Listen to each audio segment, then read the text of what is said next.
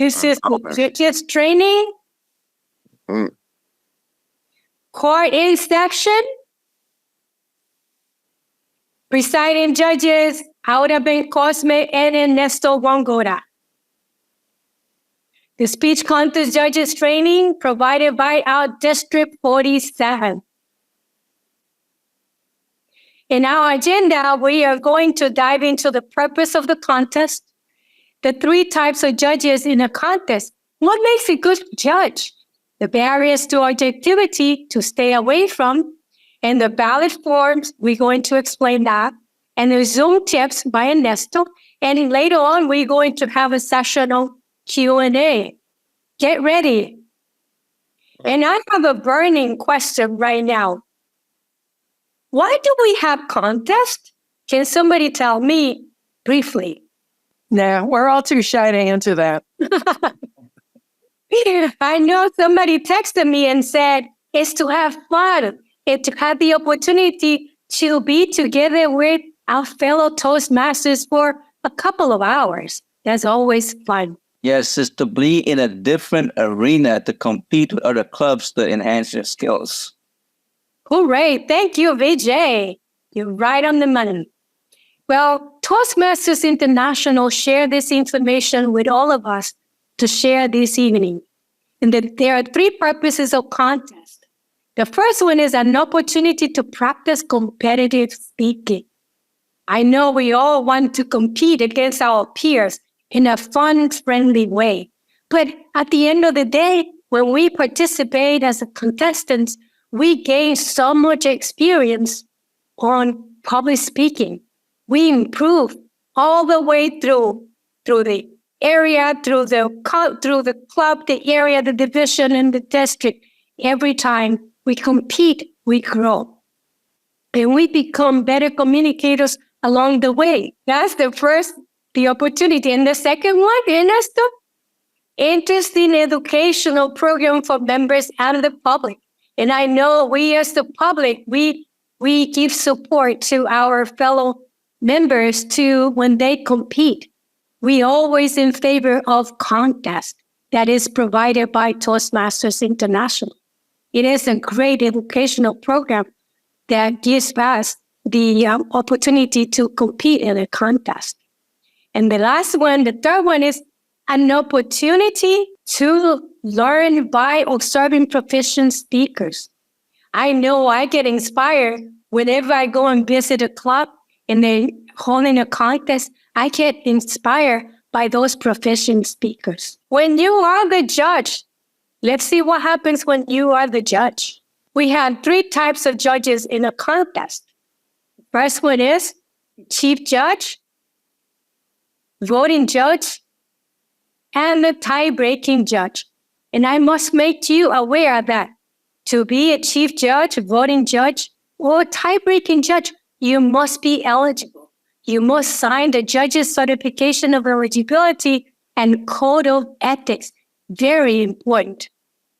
You will sign, when you sign that paper, you will say that I will uphold the Toastmasters core values of integrity, service, respect, and excellence.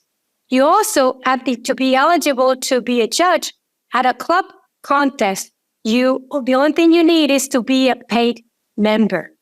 At the area, division, or district contest, you must be a paid member for a minimum of 6 months.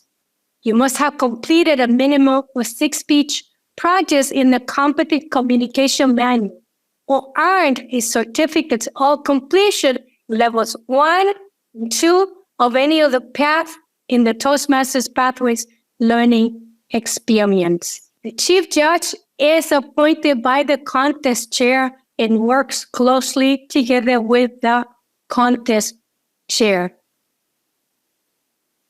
The chief judge helps select the judges together with the contest chair. The chief judge must be present while the contest is in progress. For example, when you are in a contest and the contest is online, the chief judge must be present in the main room with the contestants. And The chief judge is the one overseeing the ballot counting for accuracy.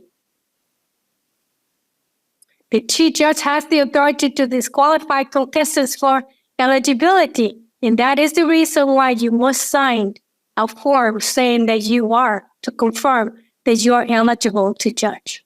The chief judge ensures judges' eligibility, as I said before. The chief judge is the one with the authority to call point of order for originality. Let's say, for example, a judge opens a protest. The chief judge is the one with the authority to stop the contest, to pause the contest, to have a discussion with the voting judges, and then with the contestant to see if the contestant will be disqualified or not. The chief judge is the one in charge of briefing the judges, the timers, and the ballot counters. The voting judge, when you are the voting judge, you're responsible for selecting the best speech based on the required judging. The voting judge is also, you have to be aware that you are anonymous. You are not to tell anybody other than the contest master, contest chair, and the chief judge that you are judging the contest. The voting judges must be eligible to participate in the contest. The tie-breaking judge will judge the contest in the same manner as a voting judge with minor exceptions. The tie-breaking judge will not be used unless there is a tie in the scoring of first, second, or third place winner. When you are the tie-breaking judge, you are top secret. Only the chief judge is aware, knows that you are the tie-breaking judge. And the tie-breaking ballot requires all contestants to be ranked. Let's say, for example, if you have 7 contestants, you must rank them 1, 2, 3, 4, 5, 6, 7, all of them. Judges have an obligation to the contestants. The contestants have worked so hard to get to this point that you wanted to make sure that the contestants had the feeling that the contest was fair. And you also have an obligation to Toastmasters International. You as a judge, you are to conduct a contest that is conducted properly and with honest and fair judging. In the audience, judges have an obligation to the audience. The contest should start on time, and the audience, when the contest is finished, we wanted to make sure the audience leave the room with the sense that there was fairness throughout the process.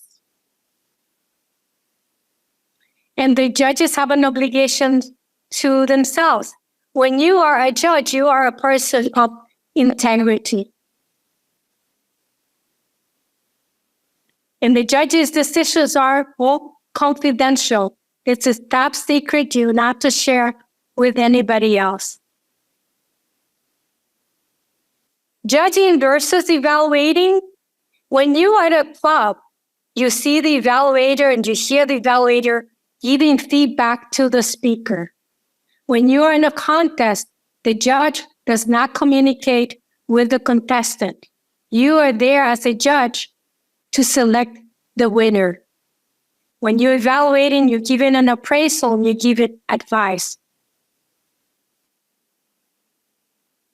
What makes a good judge? That's a good question. What makes a good judge? A good judge must be accurate. And that is the reason why Ernesto is going to review the judge's ballot to make sure it is with you complete that form with accuracy. A good judge must be fair. When you are a judge, You have to be fair. I remember a couple of years ago, I was asked to judge a contest, and I knew a good friend of mine had been working very hard to get to that level, and I knew she was competing. When I was asked, I politely declined because I knew in my heart I was not going to be fair to the other contestants. A good judge must be trustworthy. The contestants have put their trust in your hands, and they trust that you are going to be fair and honest. A good judge must be knowledgeable. When you are a judge, you must be aware of the rules. The rule book is available to you. If you don't read the rule book, you're going to be lost. And a good judge must be a good listener. When I say good listener, I mean to say you have to stay focused. You cannot be texting or making a phone call because that is very distracting. When you're a good listener, you stay focused and you pay attention, you show respect to the contestants. And there are barriers to objectivity. And here's some of the barriers that we want you to be aware so that you can stay away from those. The speaker's position. There is a tendency to take a look at the first speaker and the last, but what happens to the other speakers? You have to show equality. You have to put your attention, focus your attention equally to each contestant, the first, the second, the third, the fourth, the fifth. Equally, your attention is needed equally to each speaker. And champion for the underdog. I know we as Toastmasters, we have big, big hearts. We want to encourage everyone to compete. But when you are in the contest and you are judging, please do not champion for the underdog. Just base your scoring on your ballot. The halo effect is when you are the judge and you have this mindset that this is a fantastic speaker, that this is the best speaker you ever heard. Yes, that was a week or 2 weeks ago. We are looking at you to pay attention to the speaker that you have in front of you. And based on that speech on that day, that's when you're going to complete your ballot based on the criteria on that speech, not a speech you heard 2 weeks ago. The reverse halo effect is when you, as a judge, you heard the speaker and you said to yourself, oh, that speaker has too many grammar mistakes. That speaker didn't sound good. No, you're basing your scoring on your ballot today on what you're hearing on that speech and that contest today.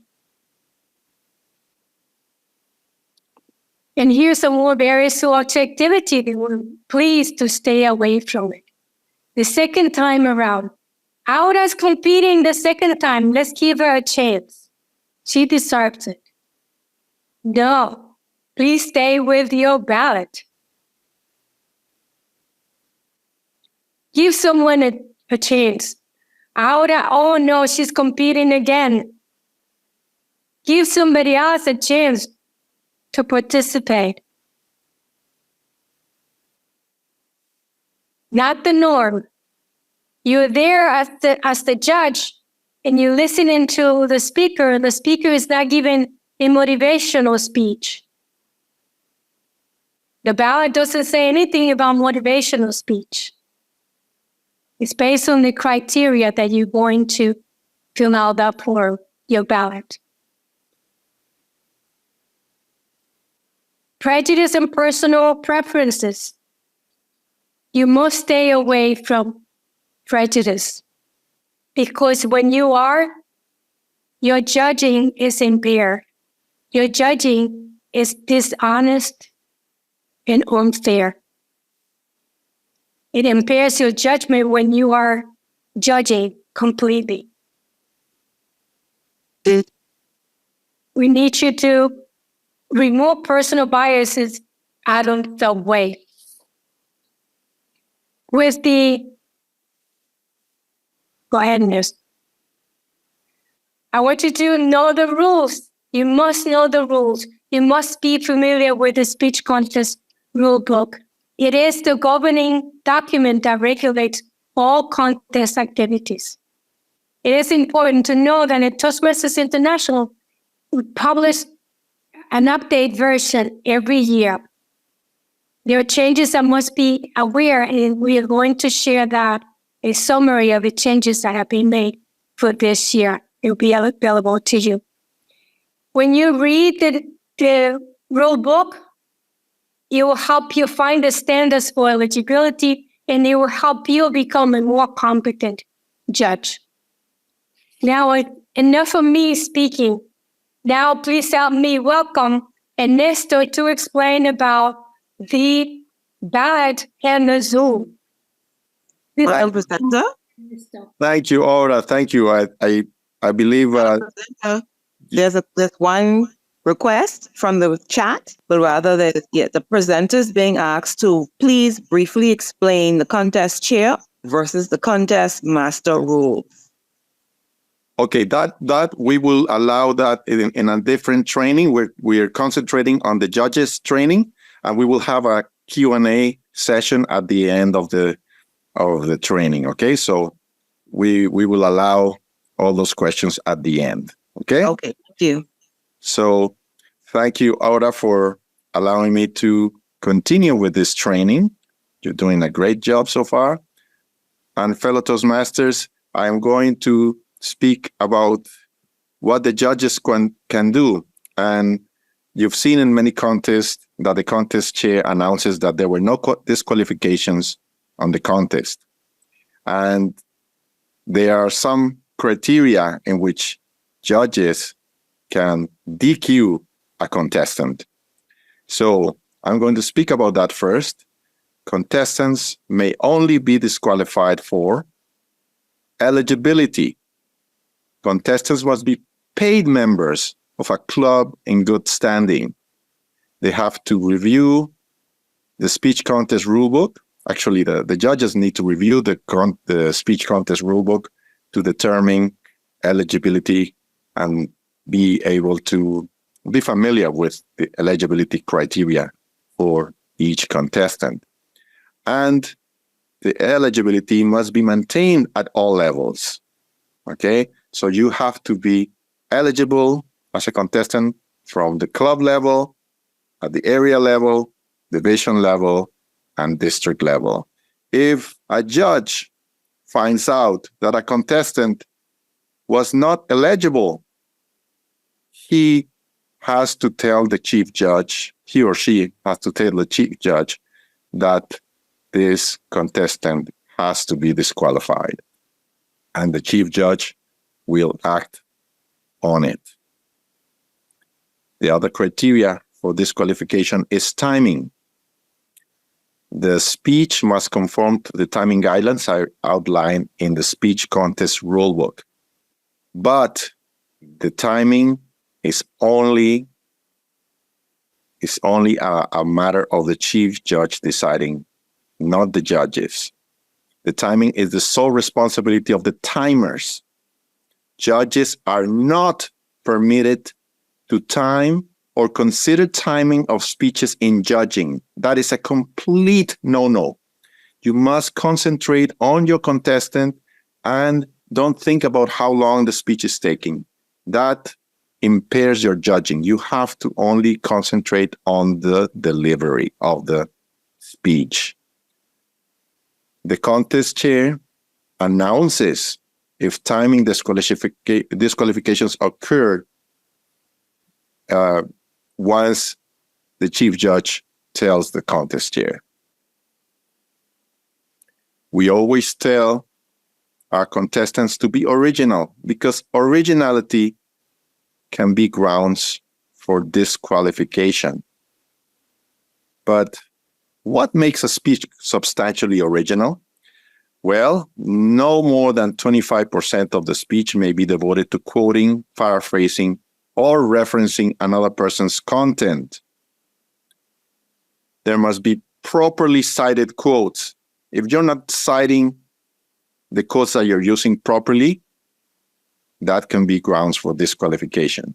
And obviously, of course, no plagiarizing.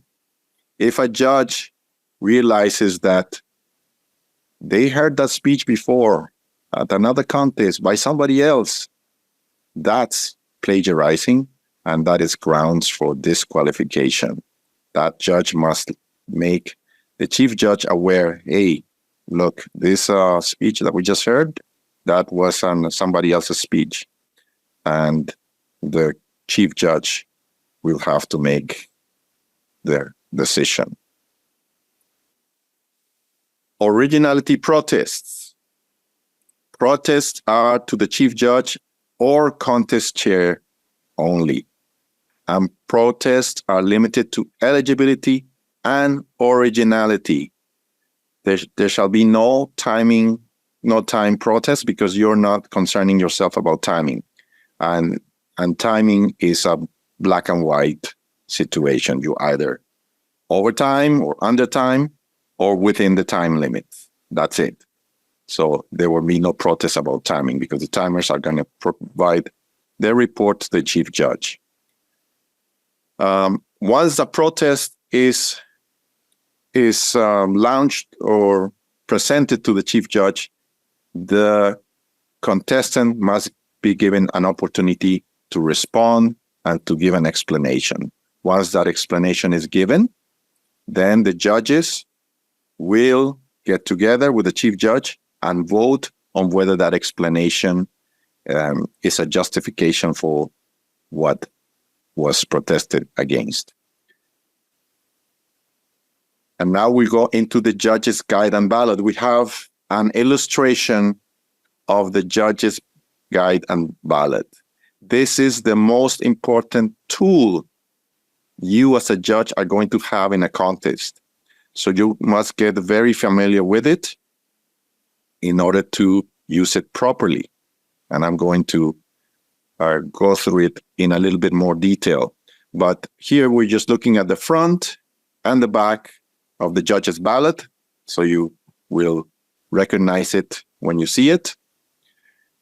In the back, we have the explanation of all the criteria that you're going to be using. And in the front, we have where you are going to be marking the ballot. We have a top part that you're going to use to write all your points and under the names of each contestant. And then there's the bottom ballot that is where you're going to mark the first, the second, and the third place.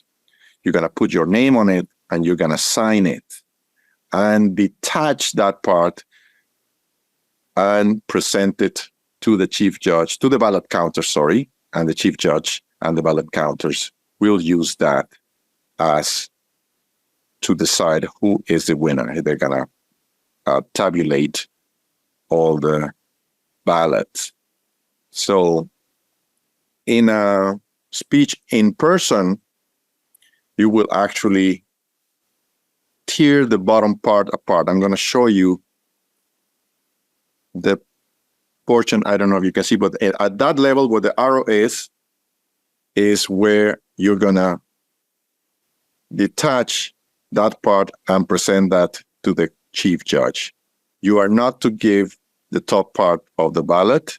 It's not necessary. That's for you to keep. And you only supposed to provide the first, second, and third contestant names at the bottom of the ballot with your name and your signature. That's very important. And I'm going to tell you more about it soon. Okay. In the judge's guide, which is in the back of the ballot, there are different ways to use it, to use the judge's guide. You can use the suggested points that are presented in the back.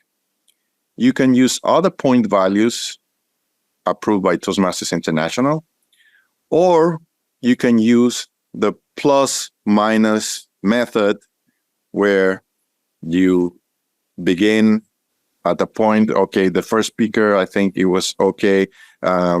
Then, okay, the next speaker had better points in delivery, better points in this, better points in that. And then you also can say, well, the next speaker was not as good as the first and the second. And you can go like that with a plus and minus. Or you can take your own notes. You can take your own notes and write about speaker number one, and make your notes and decide based on your notes who is winning, who has more points, and who has less points. We're gonna go into the judging categories. The judging categories are content, delivery, and language. We're gonna start with content in detail. And I'm going to zoom into the ballot, which you were not able to see very well in my previous slide, where we have technology allows us to zoom in. We are in Zoom, so it should be showing the details. The content of a speech carries 50% of the points that you're going to allow, 50 out of 100. And this is, I'm basing this in this international speech contest ballot, right? You have the speech development, which deals with the structure of the speech, the organization, and the support material. If that was excellently done, you can give up to 15 points. If they were very good, you can give 11 to 14, as you can see on the ballot. And if they're good, you can be 6 to 10. And we go as low as fair. We never say terrible. So you can give 0 to 5 in that sense. The next subcategory of content is effectiveness. How clear was the purpose of the content and the achievement of purpose, the relevance of the content to the audience. That carries 10 points or up to 10 points of the total. And of course, the last subcategory of the content is the speech value, the ideas that were brought in, but that were brought by this contestant, the logic, the original thought. You never heard about that concept before, and that is what would carry 25% of the vote, of the points in your ballot. We will now move to the next judging category, which is delivery. They say that a good percentage of a greater percentage of communication is nonverbal. So delivery carries 30 points of the ballot. And delivery is subdivided into the physical, the appearance of the contestant, the body language during the delivery. Was he a very live speaker? Was he pleasant in their body language? And how they use their speaking area in in-person contest. If they walked around and used the stage, and in a Zoom contest, if they use the little box inside of Zoom, if they lean forward to get a little more personal, or if they went back, that are important things that you can also judge in a Zoom contest. The voice flexibility. Did the contestant go high or low? Were these voice modulation effective and in accordance to what was happening with the speech at that moment? The volume, were you able to hear the contestant clearly when they were speaking? Or was it very difficult to hear?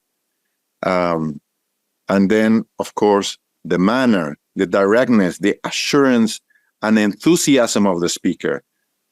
Those three subcategories carry 10 points each.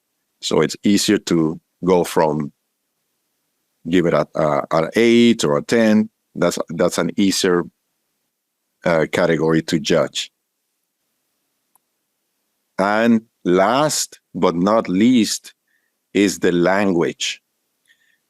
The two subcategories that carry 10 points each is the appropriateness of the language to the speech purpose and to the audience.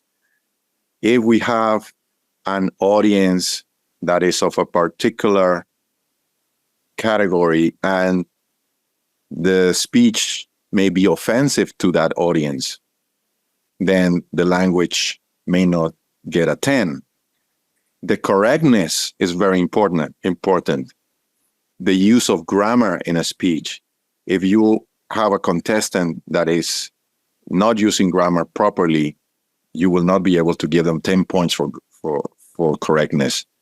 And the pronunciation, if the pronunciation is so bad that you're not able to understand the speaker, or the word selection is improper, then you would not be able to give them their 10 points that they could get in this subcategory. So after this, we're going to go into the Zoom. What is a judge to be mindful when on Zoom? There is, besides being mindful of the contestants and paying attention to the speeches, all of them, you are going to be invited to join a breakout room. Okay? So you're going to get an invitation, like, for example, like this. Price Pauline Detienne is inviting you to join room 1. So all you have to be mindful of is that you actually join. After the contest is finished, you have to go out of the main room into the breakout room to be with the ballot counters, the timers, and the chief judge, so you guys can discuss and make decisions on who is the winner of the contest, who's the first place, who's the second place, and who's the third place. Okay? After the ballots have been counted and the chief judge is convinced that you guys are ready to go back into the main room. In the meantime, in the main room, the contest chair is entertaining the audience, is interviewing the contestants, while you've been here in the breakout room with the ballot counters counting the ballots.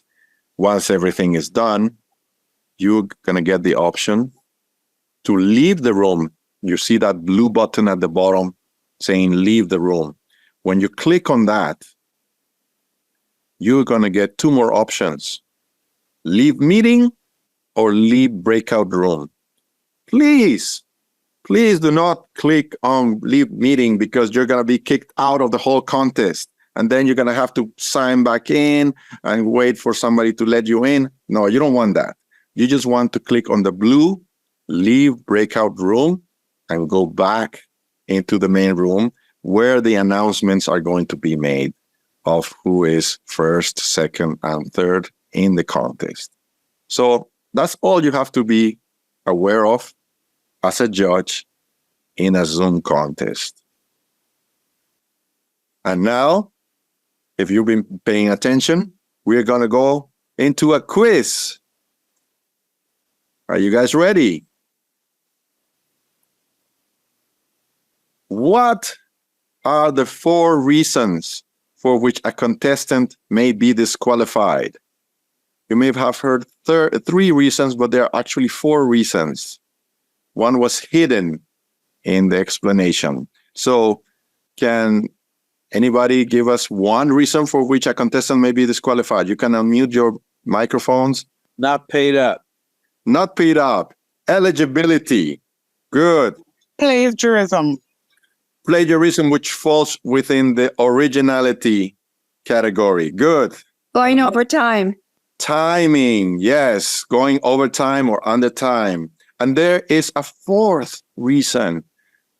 If you reference another contestant's speech, that is grounds for disqualification. You should not reference another contestant's speech as a contestant. So those are the four reasons for which a contestant may be disqualified by the chief judge. Question number 2. What happens if a judge leaves the space for the third place winner's name empty on their ballot? We have, in this example, we have first place, Tommy Bahama. Second place, we have Maria Broward. And the third place position is blank. What happens?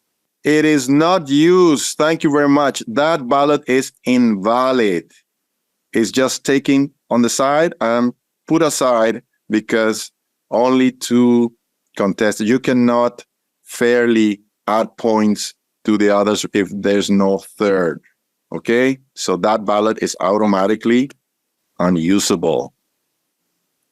Next question. What happens if the judge only prints her name on the ballot but does not sign it? We see there Judge Judy sign her name, but not her signature. Invalid. The ballot is invalid. Invalid. Perfect. You guys were paying attention. Thank you very much. Now, some scenarios. What would you do? What would you do if a member approaches a contest official and asks to see the points awarded to contestants? Yeah. Not allowed. Not allowed. Not allowed. That's right. Yes, because the contest chair, I mean, the chief judge at the beginning of the contest, or even the contest chair would have mentioned that the decision of the judges are final and Right. confidential. So nobody can come and get how you graded the contestants or anything like that. So that is unacceptable, and we will just not entertain it, right? And ideally, all the judges are anonymous. And the judges are anonymous, exactly. So they could probably only ask the chief judge, and the chief judge is going to say, "I'm sorry, we cannot provide that information." What if the contest results are announced and the contest meeting is adjourned, and after this, an individual from the audience complains that judging was unfair? The judge's decisions are final. Somebody said that. Very good. And you, as an audience member, you're probably not even a Toastmaster. As an audience member, you are entitled to your opinion. Or you thought it was unfair. You probably don't know the criteria in which this was judged. You don't know if the contestant you wanted to win went over time, because we don't say who was disqualified by time. We just the chief judge will only mention that there was a disqualification, and that's it. So if somebody feels that it's unfair, well, they're entitled to their opinion, but there's nothing that can be done because the contest is over. Okay? So that's all I'm going to say so far. This is the end of the quiz, but we have some bonus tips for you. Orda is going to give you some bonus tips, some extra information to make you even more informed as a judge. So Orda, if you're there, let's hear your bonus tips for our audience. Bonus tip number 1. Are you there, Orda? Yes, I'm here. Okay, good. I didn't see you. Make sure, ladies and gentlemen, that you print your ballot a couple of days before the contest, because on that date of the contest, your printer may be acting out and does not work. So make sure you print your ballot a couple of days before the contest, please. I wish you could have the opportunity to practice at your home club, to practice being a voting judge, a chief judge, or a tie-breaking judge. The more familiar you are with a ballot, the better. And you as a judge must get familiar with the current updated contest rule book. It's a must. You must get familiar with it.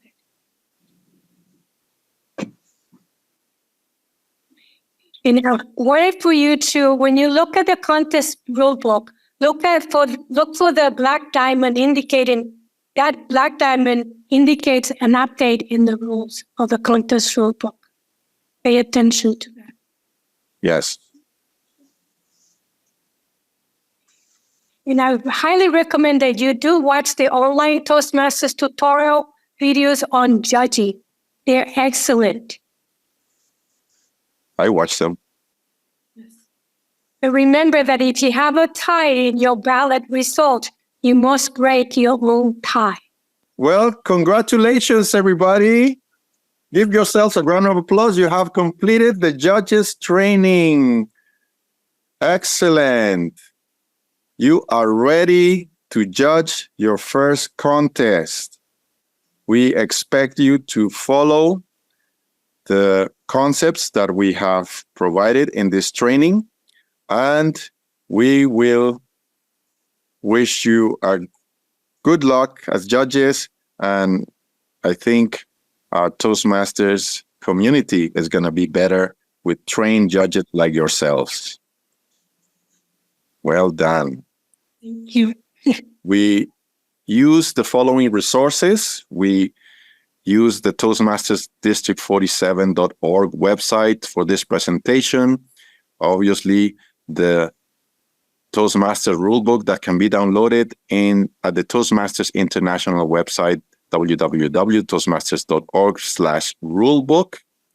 We have the judges' ballots that can be downloaded at toastmasters.org, shop contest, speech contest kit. If you have any questions after the Q&A that we're going to have shortly, you can contact us at abencose at toastmastersd47.org or at egongora at toastmastersd47.org if you want to contact us individually. And if you can't remember the spelling of our names, you could just email at contest@toastmastersd47.org, and the email will come to both of us. The speech contest rulebook explanation of changes is, we were supposed to share it in the chat. We're going to share it later in a PDF. And the Q&A speech contest is available at www.toastmasters.org, footer, FAQ/speech contest. We will now go into the Q&A session. I see many people have their hands up.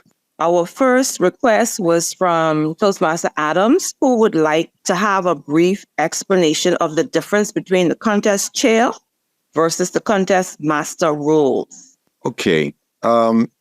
We have dedicated a whole training for, but I'll explain the difference. The contest master is the person who is at the lectern presenting the speakers, the contestants. He introduces the chief judge and conducts the whole contest.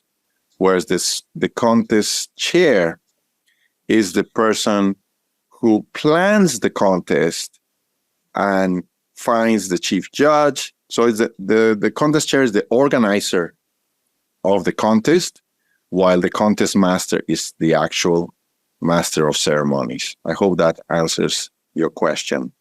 Thank you very much. I asked the question because contest chair showed up in a few of the slides, and I've been unable to find the role of a contest master in the rule book. So for the benefit of everybody, I wanted to see if anything had changed. And so I thank you for the explanation. Yes. Sometimes the contest chair and the contest master are the same person. At the club level, is usually the contest chair is the EVP or the VPE, and the contest master is just the chair for that meeting. So that's how it goes. Thank you. So the question reads, are only using a manual way of submitting the ballots? No. In the Zoom world, obviously, in the past few years that we were in the pandemic, we became familiar with how to conduct contests in Zoom. So since we're not in person and the ballot counters cannot come to us and pick up our ballots, there are other electronic means of doing this, such as a WhatsApp photo. But in any event, despite the electronic resources that are available, you should have a printed ballot in front of you, and you should be marking that manually. That is still old school. We don't have any other electronic means or modern means of doing that. As a judge, you have to mark your points under the name of the contestant for each category and add the points. And then depending on your results of who has the most points, you put the first place, the second one with most points, second place, and so on. And then you once you tabulate that bottom part, and you have signed it, you can take a picture of that and WhatsApp it to the chief judge, okay? Or to the ballot counters. Whenever you decide in the briefing who's going to take the ballot, you do that electronically. I see more hands up. Who wants to ask question next? Can you speak to the submission of ballots via email and WhatsApp? Are there any do's or don'ts? Do arrange beforehand, before the contest, who is going to be the recipient, who is going to be receiving these ballots, because you don't want to end the contest. You have worked on all of your markings, and then you don't know who you're going to be sending these. It's too late at that time. You have to agree before the contest, and ideally that should happen the day before. Who is going to be receiving these ballots? If at the date of the contest that changes, well, that should be also communicated to all the judges by the chief judge. So it's usually going to be a ballot counter or the chief judge who you're going to email, or ideally WhatsApp, because email is not so instantaneous as WhatsApp. So you can do a photo of your ballot, because if you're going to email it, then that means that you have to type. It takes a little bit longer. Or if you're going to email a picture, well, that's fine. Okay. So if you email a picture, you have to attach it to the email. It's a little more involved than just WhatsApping a picture. So that would be my recommendations for sending your ballots in the Zoom world. I see your hand up. Sorry, and I hope that answered your question. Yes, it did. Thank you. Okay. Aura, do you have? You think Marica had a question? If I may, I can expand a little bit on what Ernesto was speaking about. I've been involved in this a couple of times. And usually what happens is the chief judge creates a WhatsApp chat group. Oh, yes. For the judge and the ballot counters. And then the individual judges are assigned in advance which ballot counter they They're set gonna their set it photo to. And Exactly. then the ballot counter can post it in the chat, and that way everybody can see it at the same time. And it can happen pretty quickly. Yes. Thank you. Thank you, Mariska, for Thank you. expanding on the answer. Yes, that is very true. Are there any other questions? Mr. Presenter, I see two questions that I am I'm basically certain that you responded to, but because I feel that because the presentation will be available to our members, they can always have it for resource purposes. And they are just speaking about the submission of the ballots, which was discussed already. And someone was asking, well, ETM Kennedy, I think, is asking to go over the various contest eligibility requirements again in the presentation. So that's up to you how you want to deal with it. I will allow Aura to provide those, since she is the one who explained the eligibility criteria for the judges. I think more specifically, I was referring to, like, for the international speech, if I'm not mistaken, you have to complete a certain amount of projects via pathway levels prior to entering the contest or being able to be eligible for the contest. Yes, you have to complete level 1 and 2 in pathways. But that's not the same for evaluations, correct? That's not the same for evaluation. No, you don't need to complete any level. Perfect. Thanks for the clarification. I think there's only a requirement for being a member for 6 months. I think that is the. I thought it was any paid member in good standing. Oh no, for judging. I was saying for judging, not for Sorry. Sorry. Yeah. The contestants, they must be paid member of a club in good standing in the area or division they are competing. Right. Thank you so much. Welcome. And their protests are limited to contestants and judges only.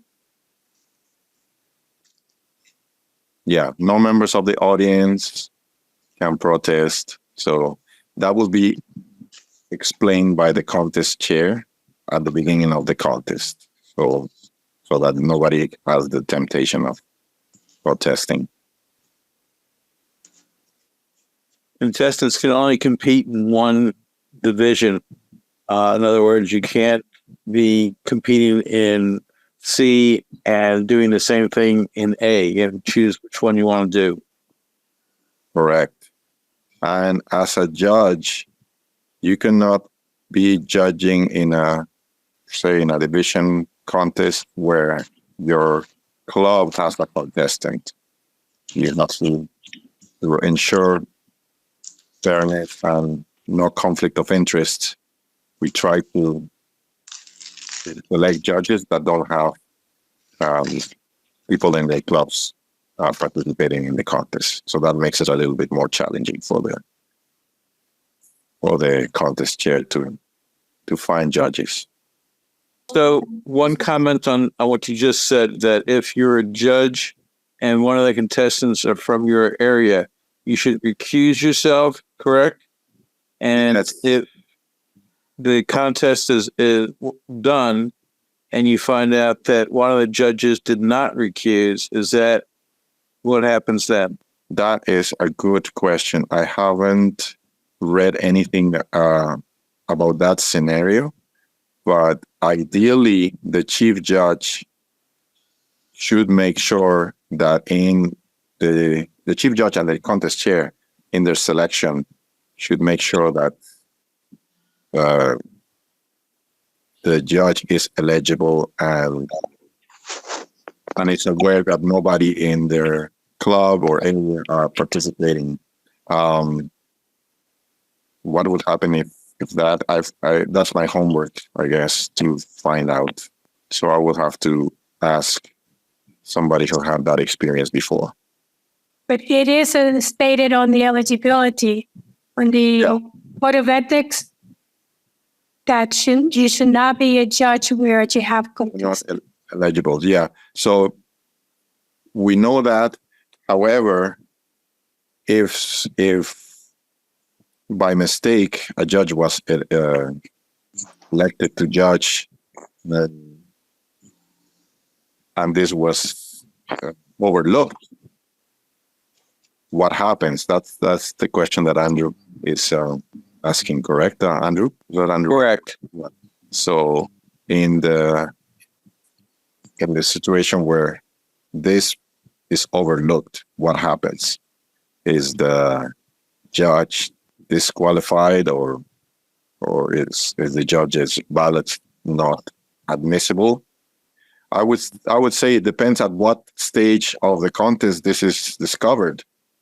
If it's discovered before the contest, well, it's easy, or you cannot participate. If it's discovered after the contest, that's what happens then. Once the winners are announced, the winners are announced. It cannot be changed. Exactly. So it would have been a contest that was not completely fair by one judge, but the contest is done.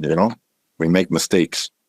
So, And I might add that if you're serving with integrity and following the, exactly, plans, it would try to be there shouldn't be a question as to the fairness of the results, even though it's not an ideal situation to find yourself in. exactly.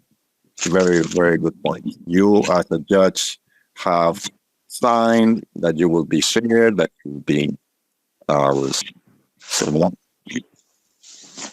we will be have integrity in your judging and be impartial to the contestant. So in any event, if that mistake is made, it shouldn't affect the result too much. But ideally, we want to avoid these situations. But thank you for bringing that up, Andrew. I think at this point, we can yield the virtual lectern to our PQD. And thank you, everybody, for attending. Mr. PQD, it's been a pleasure providing this training for me and Aura. And we look forward to our next training, which will be very soon.